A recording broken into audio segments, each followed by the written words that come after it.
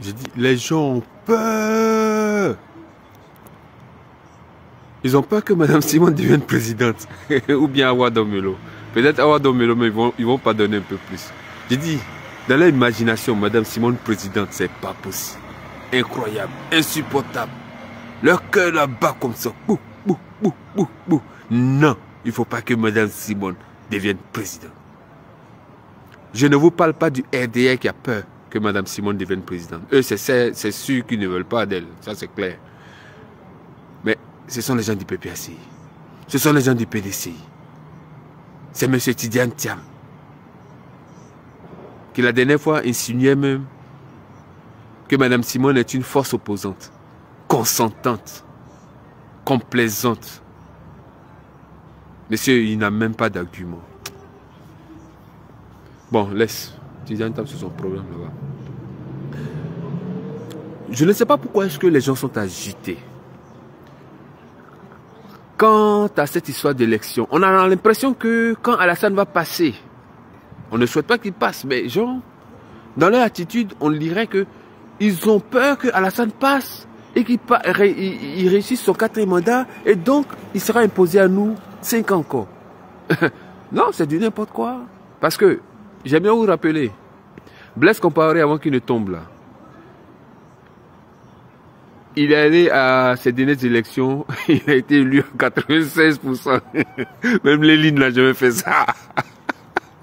96%. Donc ce sont les 4% des Burkinabés qui sont restés là, qui l'ont fait tomber. Voilà, donc les boufferines n'avaient pas peur. Voilà. C'est-à-dire, même si Alassane, il s'impose, c'est-à-dire il perd les élections, puis il s'impose, il dit j'ai gagné là. Même après la proclamation, on peut le faire tomber, même 2 mois après, même 6 mois après. Même... Donc pourquoi est-ce que vous êtes si fébrile? Pourquoi est-ce que vous êtes si irrité? C'est-à-dire c'est à cause de Mme Simone. Parce que elle, si elle est élue, vous n'aurez aucune excuse pour vous insurger. Voilà. Donc c'est pas l'élection d'Alassane qui vous fait peur. Alassane, il peut le 25 octobre se lever même et puis se proclamer président encore. Vous savez que n'importe quand vous pouvez lancer un mot d'ordre de grève, de marche, de quoi, et puis il va tomber. Même 1 an après, même 6 mois après, même 1 mois après. Hein? Blaise Compaoré est tombé après avoir été élu à un suffrage de 96%. Lui, il a exagéré un peu quand même. Peut-être que les Burkinabés n'ont même pas que ce qui les a encouragés à réagir. Ok. Il n'y a pas que lui. Il y a, comment on appelle, en Tunisie. C'est pas par les élections qu'on a fait tomber Mohamed Morsi. N'importe qui est tombé en dehors de la zone d'élection. Voilà, Madagascar. Le gars qui se croyait intouchable, il allait se retrouver les corrompus, excessifs. On l'a jeté. Voilà. Ça coûte cher de lancer les Ivoiriens dans la rue. Souvent, on n'a pas le choix de le faire. Mais pour l'instant, on a un choix. Entre aller voter et aller dans la rue. Si on va voter maintenant, Madame Gbagbo, Madame Simone, prend le pouvoir et elle travaille avec M. Awa Domelo. Ou bien M. Awa Domelo prend le pouvoir, il travaille avec Madame Simone et Yves.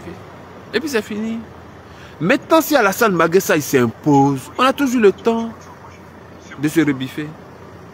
Donc pourquoi est-ce que vous êtes surexcité? On ne comprend pas. On ne comprend pas. La seule chose c'est quoi? Si jamais Mme Simone est élue présidente, là, ils n'auront pas d'excuses pour s'insurger. Et ils ont terriblement peur que cette dame-là prenne le pouvoir. Tout simplement parce qu'elle va normaliser le pays là. Ils n'auront plus de place pour venir acheter les RAV4 à leur Kiza.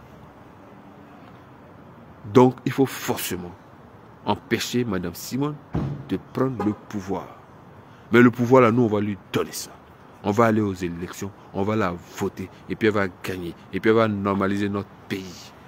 Et puis elle, Awa Domelo, Blé Goudé et bien d'autres vont venir travailler pour le pays là, le pays va avancer. et on va dire merci, au revoir à Alassane, tranquillement, sans mort. Voilà notre idéal. Il faut dire les choses comme elles sont. En Côte d'Ivoire, beaucoup tremblent à l'idée que Simone avec Gbagbo puisse un jour s'asseoir sur le fauteuil présidentiel. Oui, ils tremblent. Pas seulement au RHDP, mais aussi dans les camps qu'on croyait frères, au PPACI et au PDCI-RDA. Derrière les sourires diplomatiques, derrière les accolades de façade, se cachent des peurs profondes. Peur d'une femme, peur d'une conviction, peur d'un symbole qui dérange.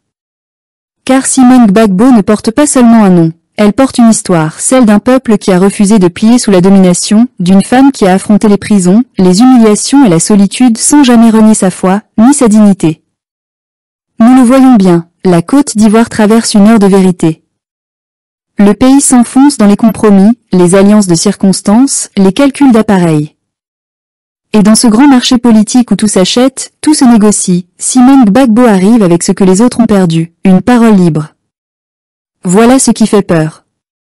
Pas son ambition, non sa liberté.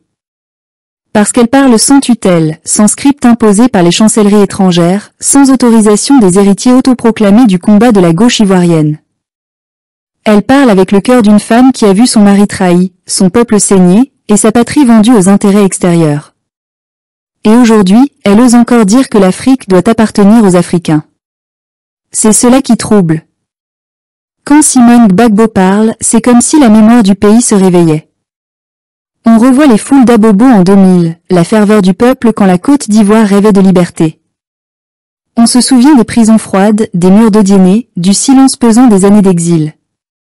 Et voilà que cette même femme revient sur le devant de la scène, non pas pour se venger, mais pour rassembler, redonner un sens à la politique, là où tant d'hommes ont échoué. Et que lui oppose Théon ? La jalousie, les insultes, la peur. Le PPACI la traite de traîtresse, le PDCI la regarde avec mépris, et le RHDP sourit en silence, espérant que les opposants s'entre-déchirent jusqu'à l'épuisement. Mais nous, peuple ivoirien, voyons plus loin que les intrigues.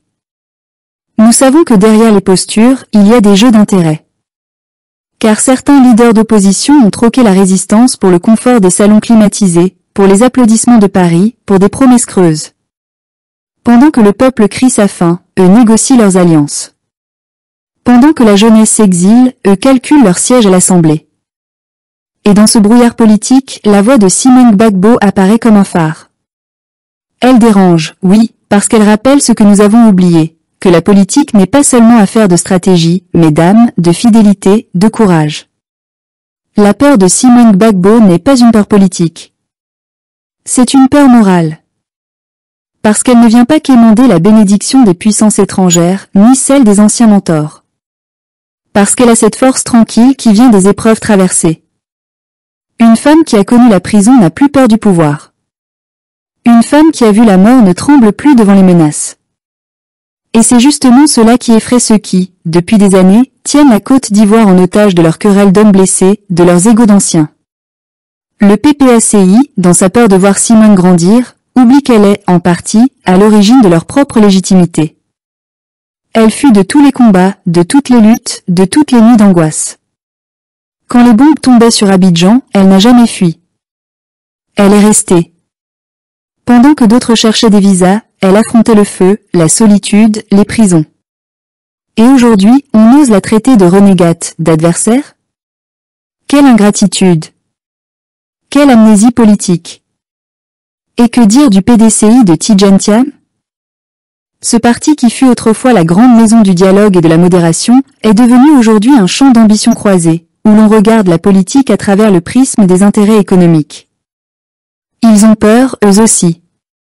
Peur qu'une femme issue du peuple, sans fortune, sans adoubement international, vienne rappeler aux Ivoiriens qu'on peut gouverner autrement, qu'on peut parler de justice sociale sans réciter les notes de la Banque mondiale. Mais au fond, tout cela ne doit pas nous décourager. Nous devons comprendre que ce combat dépasse les personnes. Il ne s'agit plus de Gbagbo, de Thiam ou de Ouattara. Il s'agit de nous, de notre avenir, de notre souveraineté. La Côte d'Ivoire ne peut pas continuer à être un terrain d'expérimentation des puissances étrangères, ni une scène de rivalité entre vieux compagnons fatigués. Il faut un souffle nouveau. Et ce souffle, Simone Gbagbo l'incarne, non parce qu'elle est parfaite, mais parce qu'elle ose encore rêver à une Côte d'Ivoire libre, juste et réconciliée. Nous savons qu'elle dérange aussi sur le plan international. Car une femme ivoirienne, panafricaine, indépendante, qui parle de transformation locale, d'économie endogène, de souveraineté agricole, cela inquiète les vieux circuits néocoloniaux. Le discours de Simone Gbagbo est dangereux pour ceux qui vivent de la dépendance africaine. Car il appelle à la rupture, à la fin des dictats économiques, à la renaissance africaine. Et dans cette élection de 2025, ce qui se joue n'est pas simplement un fauteuil présidentiel. C'est la bataille entre deux modèles, celui d'une Côte d'Ivoire alignée sur les intérêts extérieurs, et celui d'une Côte d'Ivoire qui ose se gouverner elle-même. Voilà pourquoi tant de forces se lèvent contre elle. Parce que Simone Gbagbo représente une menace pour tous les systèmes d'exploitation, qu'ils soient économiques, politiques ou symboliques. Elle incarne une Afrique qui refuse le rôle de figurante. Une Afrique qui parle au monde en son nom propre. Une Afrique qui dit non à la domination douce, à la dépendance maquillée en partenariat. Nous ne devons pas laisser la peur ou la division tuer cette espérance. Car ce n'est pas seulement la candidature de Simone Gbagbo qui est en jeu. C'est l'honneur d'un peuple qui, depuis trop longtemps, voit ses choix confisqués. C'est la voix de nos mères, de nos jeunes, de nos paysans, de nos exilés. C'est la promesse d'une Côte d'Ivoire qui ne s'agenouille plus. Alors oui, certains peuvent la craindre. Certains peuvent la détester. Mais au fond, ce qu'ils craignent le plus, c'est ce qu'elle réveille en nous, le courage de dire non, la foi de recommencer, la conviction que la dignité n'a pas de prix. Simone Gbagbo n'est pas seulement une femme politique. Elle est une mémoire, un symbole, une possibilité. Et c'est peut-être cela, le vrai danger pour ceux qui ont fait de la politique un métier de profit, voir le peuple se souvenir qu'il a encore le pouvoir de se relever.